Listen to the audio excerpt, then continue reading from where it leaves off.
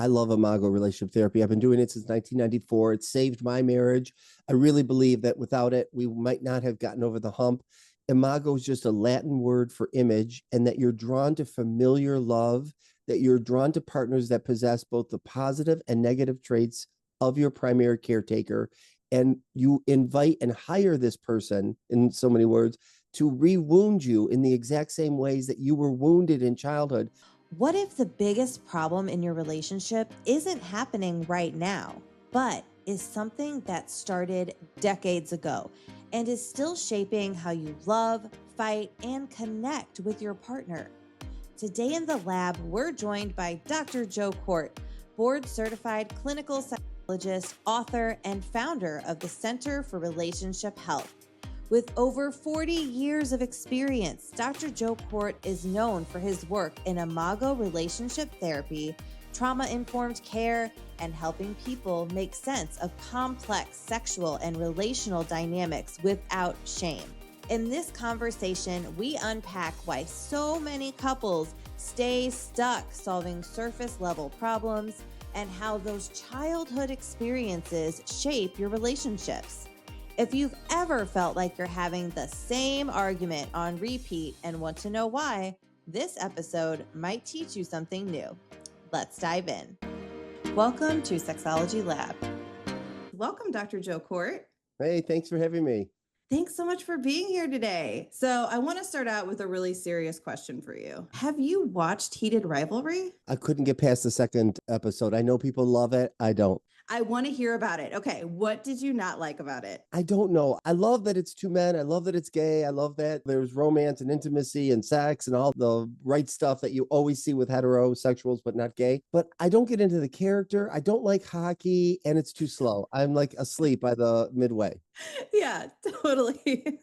I love that. I feel like we could do like a whole analysis on like Heated Rivalry. I love what it sparked, though. I love its popularity, women watching it, exposing straight women and lesbians who are interested in that, and even straight men that are watching it that are getting kind of aroused by it. It's an interesting experiment, really. It really is. Yeah, the show is hot, hot, hot right now. All right, now I want to talk about your origin story. So maybe in about 30 seconds, I want to hear how you found your way into this work and when you realized that this was your specialty. So I found my way into this work because as a teenager, I went to a therapist for being gay and coming out. And I was 14. It was 1977, a long time ago. I still talk to him, actually. He's in his 80s. He's not my therapist anymore, but we're friends. Then I realized I wanted to be in his chair doing what he did. And then I became a regular social worker at LMSW. And then I just realized I was working so much with sexual abuse and trauma. And then over time, I wanted to work with helping people from that go to sexual pleasure and sexual health. And that's how I got here. Oh, I love it. All right. Now, is there one current trend in sexual health or relationship work that really excites you right now? Well, I'm going to promote my own trend, which is I'm trying to get people thinking about Outercourse as opposed to Intercourse. And I coined the term side for gay men who don't top and don't bottom. They don't penetrate either way. And I'm actually currently writing a book for everyone around Outercourse and helping straight, gay, men, women, everyone. Oh, I love that so much. And I can't wait for your book to come out. When's the estimated release date? I don't know. We're just starting it. You're just starting it. We don't have a publisher yet, but we will. Oh, yeah, you definitely will. I want to know if you could teach the world one essential insight about sexual health, something that could really move the needle, what would that be? That the way you have sex is right for you. As long as it's consensual and it's with adults. I know this sounds so cheesy and I hate cheesy, but really, however you get off is how you get off. I mean, I worked with a couple once, they can only get off in a certain way. They came to me because they thought they should do penetration sex or they should have it certainly. And we tried. I said, okay, I'll help you with that, but this might be you. Anything else might be like conversion therapy. And it really was, turned out. So I'd want people to know, get rid of the shame and embrace it. Yeah. Oh, I love that. That's fantastic. Now, after 40 years of practice, what has changed the most in how you work with couples? Well, the most I would say is asking about sexual health. I never used to do that. And now I think it's unethical not to. Everybody has a sex life, whether you're active or not. But I think I've also changed. I've just gotten better. I've gotten less involved in the problem solving, less interested in their fight, and more interested in helping them turn to each other and figure out their own solutions, they'll always turn to you as a therapist and say, well, what do you think? What is your thoughts on this? How should we proceed? And I always say that's be a Joe Kort response. You need a response that's tailored to you. Yeah, definitely. Now, at Sexual Health Alliance, we train many people who are wanting to work in sexual health and work with people in relationships. So, what's the most important thing professionals need to know in this space? How to ask the questions. Here's what a lot of therapists will say. Well, I don't ask anything sexual unless they bring it up. And I'll say, well, wait a minute. Do you not ask anything about family of origin unless they bring it up? No, of course not. That's part of the intake and part of the assessment. So should this be. Yeah. Really asking the questions. I say to my clients, if you don't want to talk about it, I know I'm a stranger. We're new to each other. You don't have to say it and you don't have to answer anything. But I do want to ask because I'm trained in this. And it's important to ask. Otherwise, they won't know to talk about it. Yeah, exactly. Stay curious, ask questions. Yes. I love it. Now, I want to talk a little bit about IMAGO. So, could you briefly explain to anybody who's new to this concept, what is IMAGO relationship therapy? I love IMAGO relationship therapy. I've been doing it since 1994. It saved my marriage. I really believe that without it, we might not have gotten over the hump. IMAGO is just a Latin word for image, and that you're drawn to familiar love, that you're drawn to partners that possess both the positive and negative traits of your primary caretaker. And you invite and hire this person, in so many words, to re-wound you in the exact same ways that you were wounded in childhood around unfinished business, so that you can finish what's been unfinished from your childhood. So that's why when couples come in, they can't solve the problem. The problem isn't current. It's not what you're talking about. It's a historic problem that's now contaminating your present. Oh, it's so interesting. And so, is there something that you think therapists misunderstand about IMAGO when they first start working with it or encounter it? I think it's too psychodynamic, that everything shouldn't be about your childhood. And I agree. I don't do an orthodox IMAGO, but I do believe that you have to have a history. You have to understand somebody's genogram, whether you're doing a formal one or not, because I feel like I'm working in the dark. And I think a lot of therapists also don't understand that there's a series of really good communication exercises, and they think that it's too contrived and too mechanical, but it has to be when a couple comes in with high conflict. Yeah. And so, when doing IMAGO, do you need to have the couple together in your office or can you do it individually? It's better in the office, but I can also do it individually and ask them to take home the tools if the partner at home is willing to participate in some way. But that's not always easy to get them to do. And so, what tends to be the hardest part of IMAGO dialogue for couples and for the therapist facilitating it? The hardest part for couples is mirroring back something you don't agree with. Because everybody wants, wait, I didn't say that. No, that's not what happened. No, it was Tuesday. No. So when you do that, we say you broke your mirror. You're mirroring your partner. Now the mirror is broken. And now you've hijacked this to make it about you. And whatever is, even if it's real, it doesn't matter. Your partner has whatever narrative going on, and they need to go from start to finish to figure out what came up for them.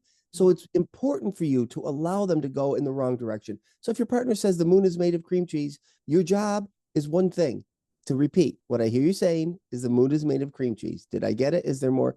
And sometimes partners, they get too flooded by it. Another hard part would be validating your partner's experience, saying, it makes sense to me that you think the moon is made of cream cheese. And to really realize that you're not agreeing with them. You're just saying, from your point of view, if I take my glasses off and put yours on and see the world, I can see how you see this.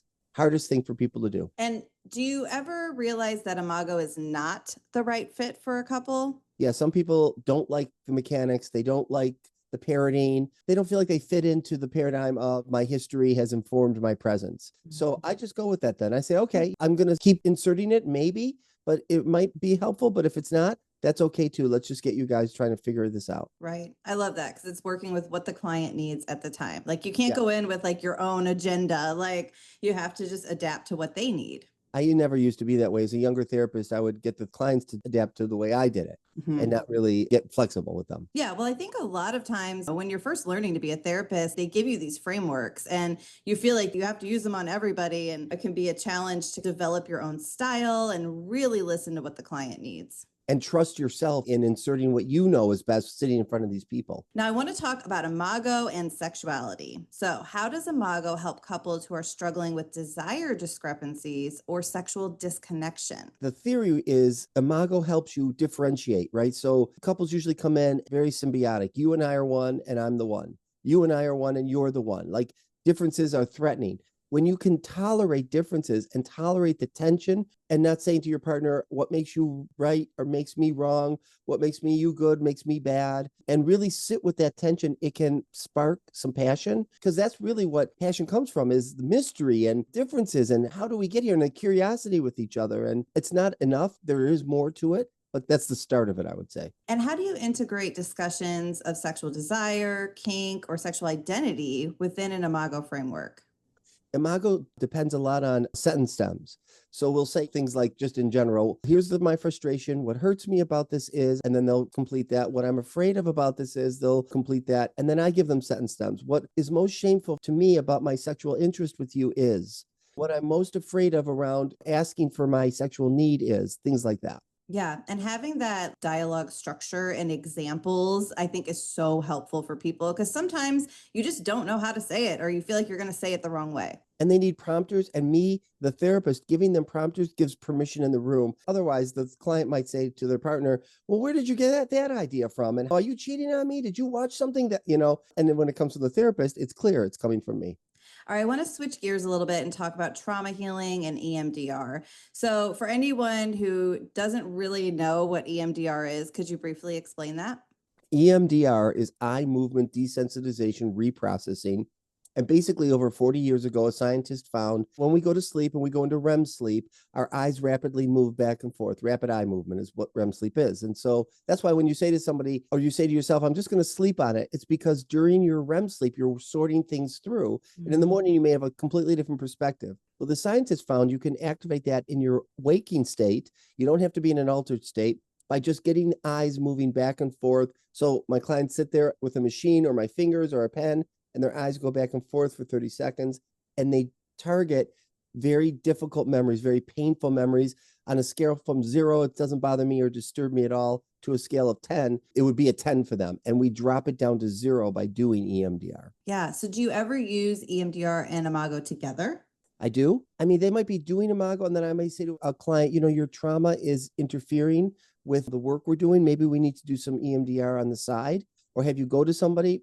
I often will do the work. Sometimes I will do it in front of a partner. This is one of the things they tell you not to do. I don't know what it is today, but in the training, they say don't do it in front of people. I sometimes do. I base it on the maturity and the level of ability of the couples to tolerate that. Yeah, so I do use them together. And then how do you know when to use EMDR with a patient? Oh, I mostly know it when I can see the trauma is interfering and everything that is being said by a partner is feeling attacked or criticized. And it's so clear it's coming from their past. The theme will be the same. Your wound that you're describing sounds exactly like what happened to you in childhood. Some partners don't want to go there because they feel like they're letting their partner off the hook. And I'll say this isn't letting them off the hook. They still are accountable for what they said and what they did, but let's get your reactivity lowered. And I never know if it's going to work or not. You try it, and for most it does, and for others it's like, nope, this isn't helping me. Now, is there something that therapists often get wrong when working with trauma in couples? Yes, deciding that something is trauma when it's not. So maybe it's a kink and somebody likes impact play or likes power exchange. I just had a couple come through. She believed her husband had an issue because he was always buying stuff for himself. They weren't dating. They had a lot of money.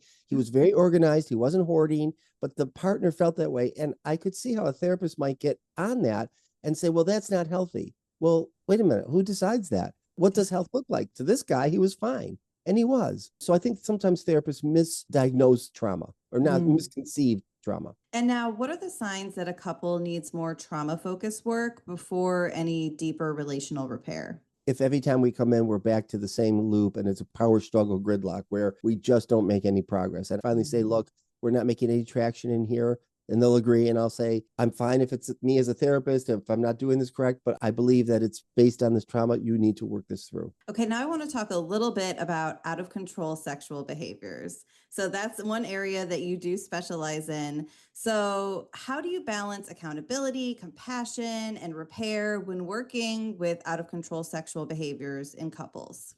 So tricky. And it's like being almost like in an operating room and having to not shake when the surgeon is cutting or whatever, because it can feel so cutting to the partner who's being affected by the out of control sexual behavior. It feels like infidelity. Often it is infidelity. There's lots of betrayals, lots of trust issues. And a person with out of control behavior isn't going to just stop. I used to say this. So I used to be a sex addiction therapist, sadly. but it's true. It's part of my history. Yeah. And I remember in the training saying, well, just have the partner who's acting out stop for 30 days. If they could stop for 30 days, they wouldn't be coming to therapy. I mean, they're having out of control. So I'll say to the partner, both of them, this is going to be like a slow stopping train. And it means that you need to learn to tolerate some of these behaviors if you can, until we can get them manageable. Yeah. And so do people ever come to you and they say, hey, my husband is a sex addict? And then you have to help them reframe that and teach them the out of control sexual behavior model?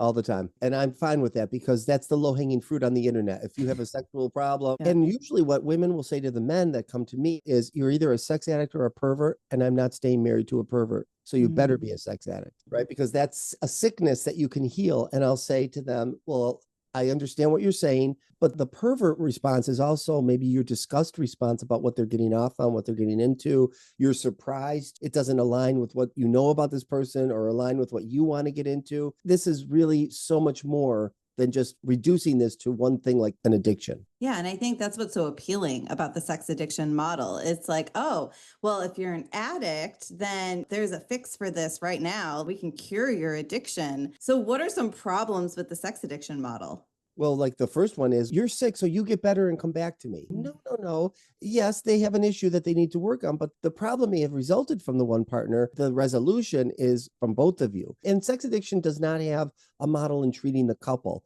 Sex addiction doesn't have a model in treating sexual disorders at all.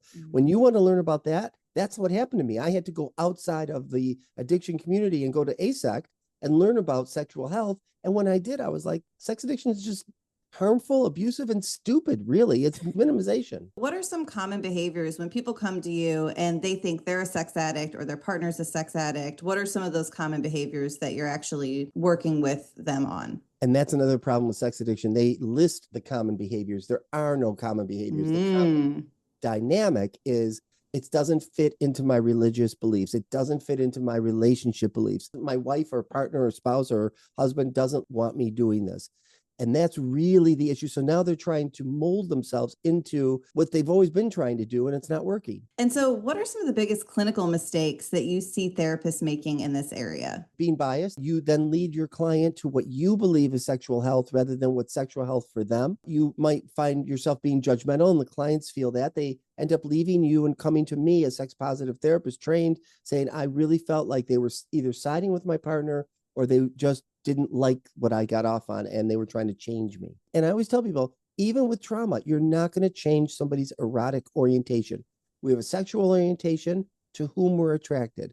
We have an erotic orientation, the things that get us off, the things that bring us to orgasm. And that's most unlikely going to change, just like sexual orientation. You can add to your orientation, but taking away and removing, giving somebody an erotic ectomy is impossible. Yes, yes.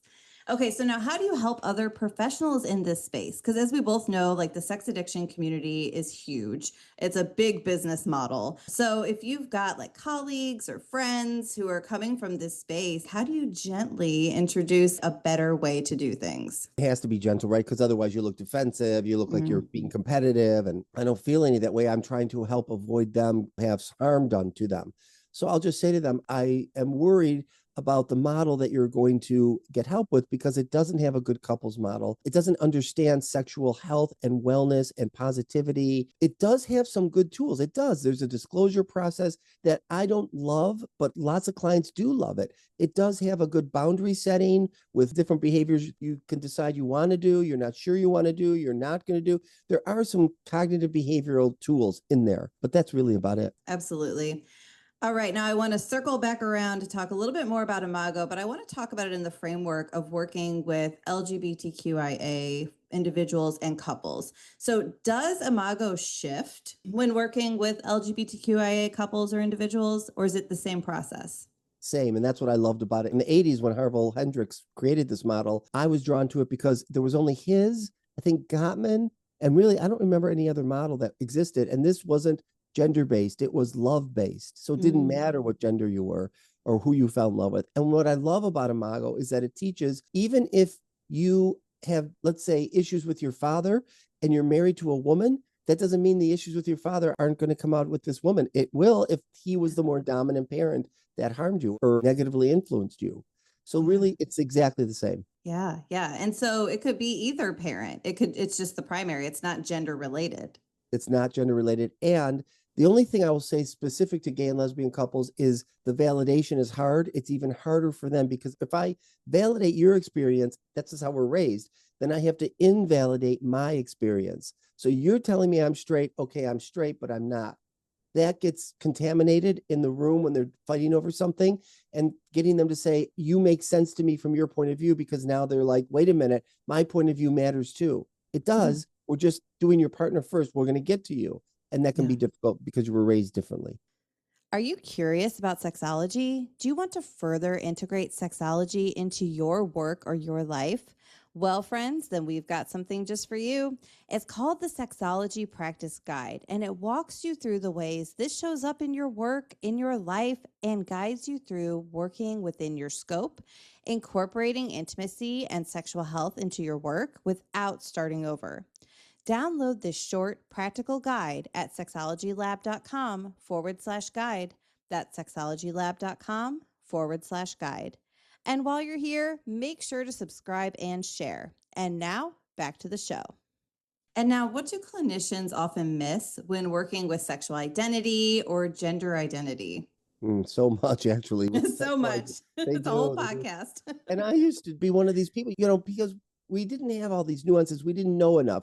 We just knew gay and straight. We didn't get bi. We didn't get asexual. Even though Kinsey, did you know this? Kinsey has an X factor in the 40s and the 50s for asexuals. It's called the X factor, people that were not sexual. And Yeah. we never addressed that. I feel like therapists don't understand that it's actually getting worse. They believe that how you behave and what you do is who you are. So if you're a straight man and you have sex with a man, you're no longer straight. That it's based on behavior, not attraction, and not arousal and pleasure and identity and all the nuanced things that we do as sex therapists, we understand. All right, now I want to talk about clinical skills. What are the most important skills that a therapist needs to effectively facilitate imago? They have to know how to do the intentional dialogue, which is 101 of imago, which is getting one person to be the sender and the receiver and teaching them that it's going to be one topic. They don't change to two different topics. It's one topic they both have to agree on. If they get flooded while they're doing this on either side, they can ask for a timeout. I can't hear you anymore, or I can't speak anymore because I'm overwhelmed. And that's fair to stop, because otherwise you're trying to push for something that's going to be useless. The center has to learn to talk in the same voice tone that you would ask somebody to pass the salt and pepper at a dinner table. And that's hard to do. When you're talking to your partner and you're upset, you want to say,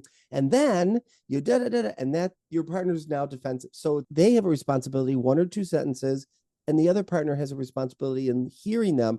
What I hear you saying is, did I get it? Is there more? And sometimes I'll have them just talk about positive things so that they can get used to the whole communication style, so that we then move to the negative. So what do you do if one of the partners isn't recognizing their tone? Because I thought that was really interesting when you said that tone piece.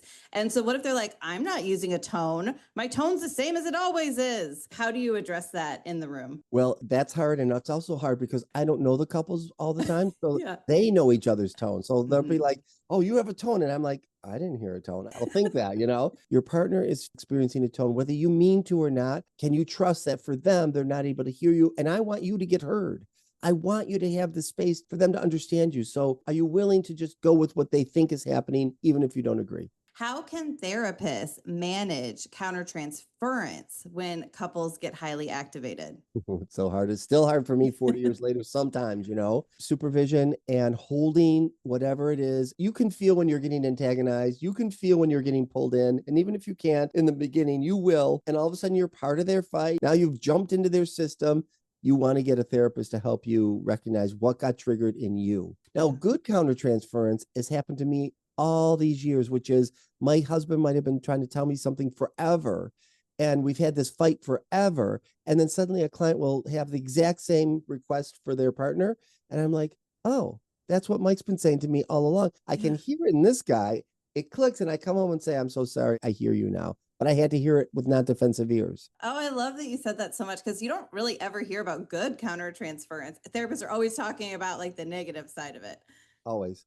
Yeah. Yes. All right. Now, if you could design the ideal training for new sex therapists, what would it include? Fluidity, understanding sexual fluidity, gender fluidity, kinks and fetishes, for them to learn about outer course over intercourse, how to do with couples. A lot of sex therapists know how to work with individuals, but not necessarily how to effectively work with couples and integrating sexual health with them. Yeah, and I think that's so important because I think most people that you work with are going to either be in some sort of relationship or will be in some sort of relationship.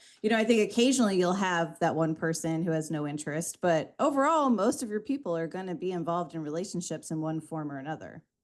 Right. And really, I think the training, I love that we do this in already, is challenging your own beliefs. The SARs are so incredibly helpful in immersing yourself in things so that you can find your disgust responses. And then you decide, maybe I'll never get over my disgust response. Great. I'll never work with that client. Or maybe I'll figure out what this is so that I can release that and be able to work with that person. I'm glad that you brought up the SAR because I get questions all the time from people. Tell me more, like, what is a SAR? What's the benefit? So what do you think is the overall benefit of attending a SAR? And should you do them regularly? Should you do an advanced SAR? What is your thoughts? I agree. I should do more myself. Sexuality is unending. It continues evolving. And so you should be evolving too and understanding it. I actually had a SAR in the 80s and didn't even know it was. I was in my master's program for my MSW in 1985. And he showed us all these videos, these pornography videos of people who were disabled. This one man, he could only feel sexual pleasure in his anus.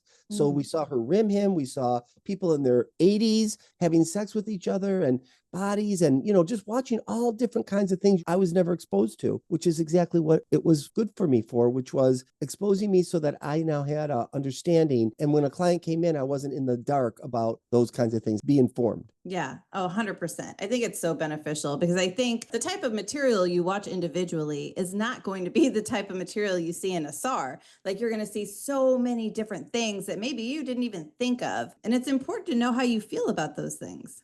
Yes. And be immersed in it, not just hearing about it, but watching it. And you can always close your eyes. You can always leave the room. I mean, nobody's forced to watch or see anything. And it's all consensual in SARS. You're not watching things that are between people that aren't consensual. It's all about informing and educating. Yeah, absolutely. Well, you're always invited to a Shaw SAR. I should do that. I really should, especially an advanced one. Let's talk about couples intensives and workshop work. Okay, so how is your approach different in intensive sessions versus weekly therapy? So I like doing intensives because I get people who are either stuck on something they can't get unstuck around, and no amount of weekly therapy is helping them with not enough time. Or they're seeing another therapist and they're stuck and they want to come to me for just that one issue. And then after that, they go back to their therapist. For me, it's just one long therapy session. I don't have to look at a clock. We can go from Friday night all the way to Sunday. It's 20 hours. They're intensives because it's intense and your defenses drop the longer you're in my room. And I use the IMAGO exercises. So there's intentional dialogue, there's behavior change request, there's parent-child dialogue. I bring them all in. I used to do workshops with multiple couples. Now I do those same things with just one couple, following and tracking an issue that they're struggling with. I'm curious how you do these. So is it a retreat situation? Do you go to a venue, hotel, or how does it all work? It can be anything. They sometimes come to my office. Sometimes I go to them and then we go to a hotel and we're in like a group room in the hotel. Sometimes we do it it's all virtual. And the whole weekend is virtual. And my attention is all on them. I love it. I actually love doing it more than I love doing a regular session because I'm looking at that freaking clock. When people see you looking at a clock, they think, oh, you want to get done. No, I'm managing my time. I'm trying to think about how long I have to do this intervention with you. That's what I do during these interviews too. I'm like, okay, got to make sure that we end on time. I don't have to do that. When we're doing an intensive, I keep going. Yeah, that's great for you and for the couple. You both can be really immersed in the therapy sessions. Yes. And so let's say you have your own personal reaction. In a therapy room, I have to help you through that, but I have to shorten it. In an intensive, we go until you get to the other side. We go until you work it through. So what kind of breakthroughs do you see most often in the intensives? Oh my God, so many. Like people say, I didn't see it from your point of view. I didn't really get it. Now I get it. Now I have more compassion for you now that I understand where this all comes from, especially if it's something sexual and it's caused a disgust response. But now you understand, wait a minute, this comes from an early childhood wound or it comes from something that happened to you. It could have been positive. And it's not about you being an objectifying patriarchal pervert. It's about you enjoying something that has gotten melded into your eroticism. Do you ever find it's too intense for people and they like get up and walk out and they're like, I can't do this right now? Yep. And we take lots and lots and lots of breaks. And sometimes we end for the day earlier and I make room for that. And then we maybe don't finish that weekend. So we come back to it and I'm all good. Some couples will say, we only want to do half of it. Can we only do 4 hours? Can we only do 6 hours? Totally fine. As long as I'm not watching that clock. Oh, that's so interesting. And that's such a good service that you offer to people. Thank you.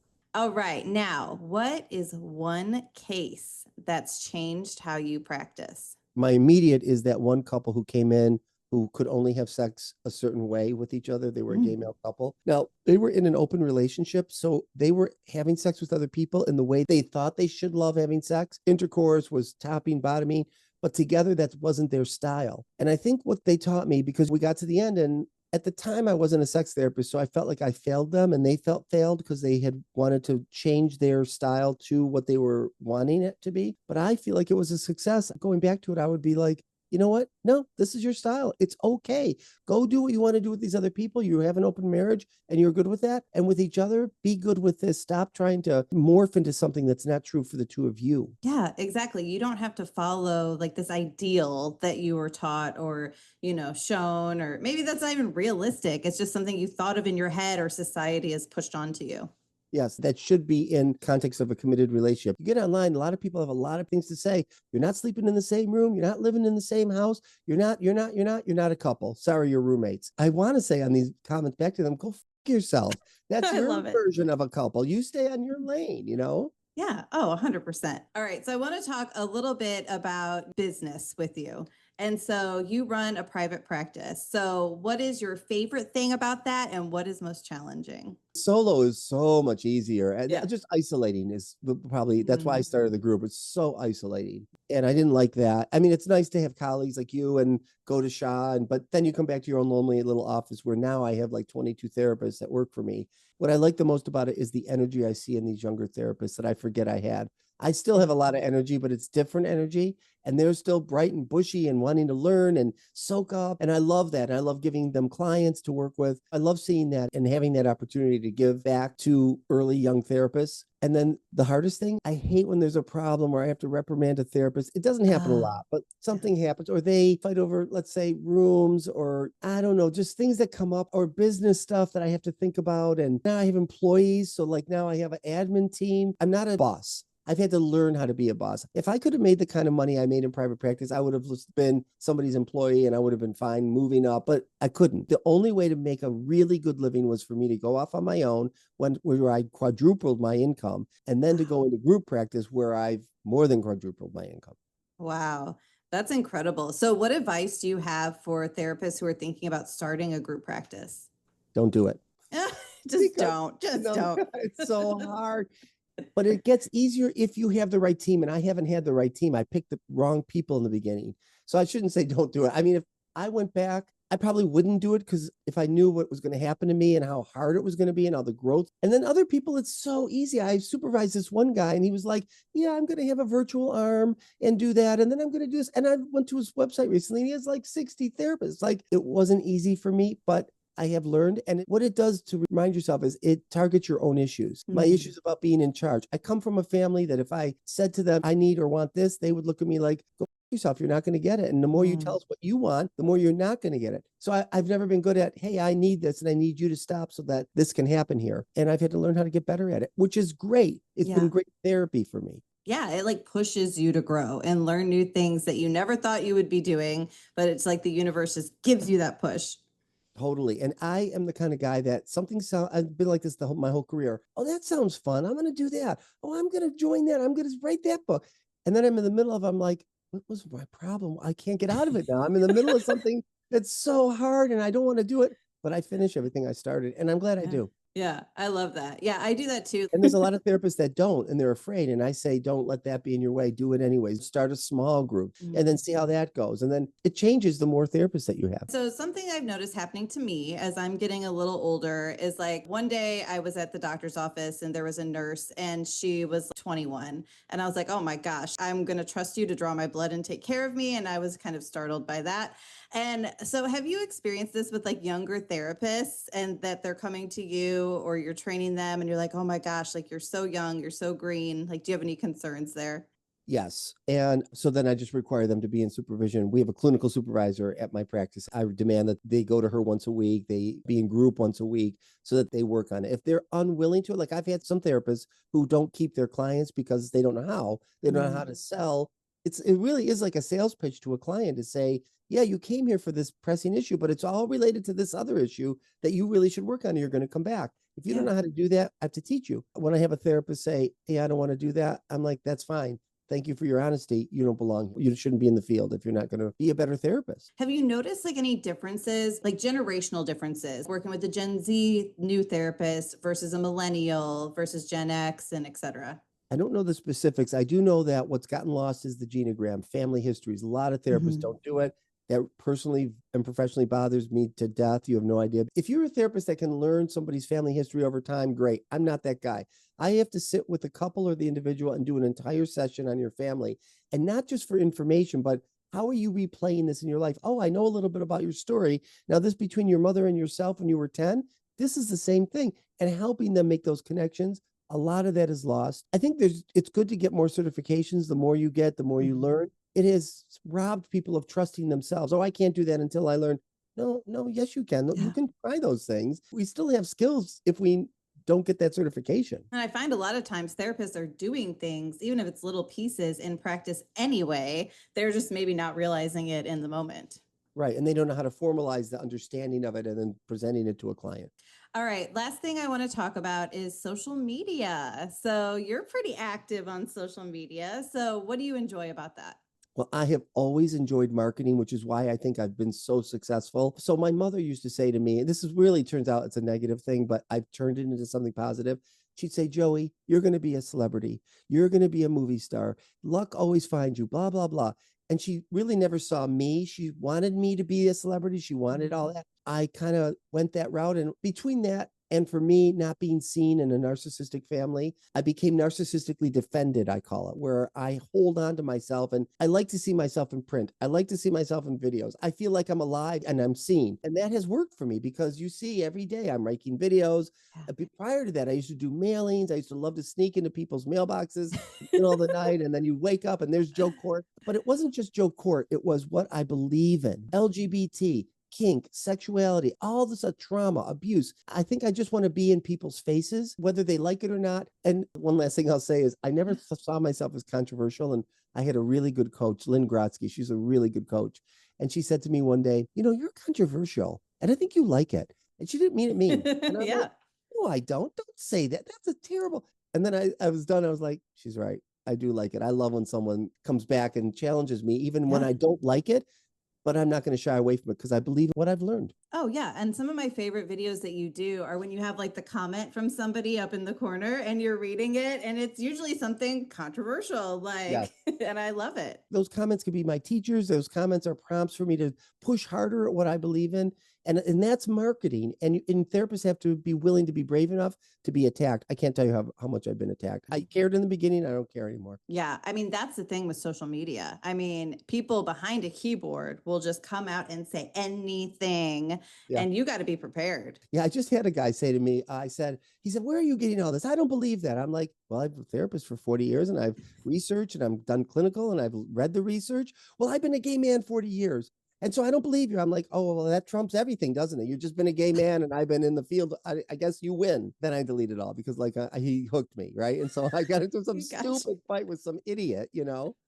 I know, but it's hard. It's so hard. Okay, I want to do a lightning round with you. Okay, so just say like the first thing that comes to mind. All right, I've got a couple questions here. One myth about Imago that you'd like to correct. That it keeps you stuck into your childhood. One trauma-informed principle every therapist should follow. That you can go from trauma reenactment to trauma play and it can be healthy. A clinical habit you wish more therapists would adopt. Self-reflection. All right, next one. A question you always ask couples. Asking them to engage in what's called a bragging and appreciation, something they did to stretch out of their comfort zone and something they saw their partner do they want to appreciate. I ask that every session. Oh, I like that a lot. That's great.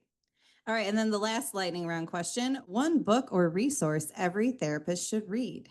Jack Morin's book, Erotic Mind, because that book tells you everything about how our sexual fantasies many times have threads to our pasts. if you could leave a message for the next generation about sexual health, what would your message be to those Gen Zs and Gen Alphas out there? You don't know everything. Know that you know what you know, but be willing to keep learning and go and challenge the things you think you were so hard pressed that this is the way it is. Because the younger generation believes they know everything and they're so solid in it. And I think that's a mistake. It's gonna come back to bite them. Really good advice. Now, before we go, I want to talk about your experience as a presenter with Sexual Health Alliance. It's been, I have to be honest, one of the best. You're warm, you're inviting, you're friendly. You work with me if something happens that's not going correctly. You're right there to help me. And I feel really held when I do a presentation with Shaw. Oh, I love hearing that. It's true. All right. Well, thank you so much for being with us today, Dr. Joe Kort. Thank you, Michelle. It's great being here. Thanks. All right. Bye, everyone. Don't forget to subscribe on YouTube, Spotify, Apple, or wherever you listen. Links are in the description below.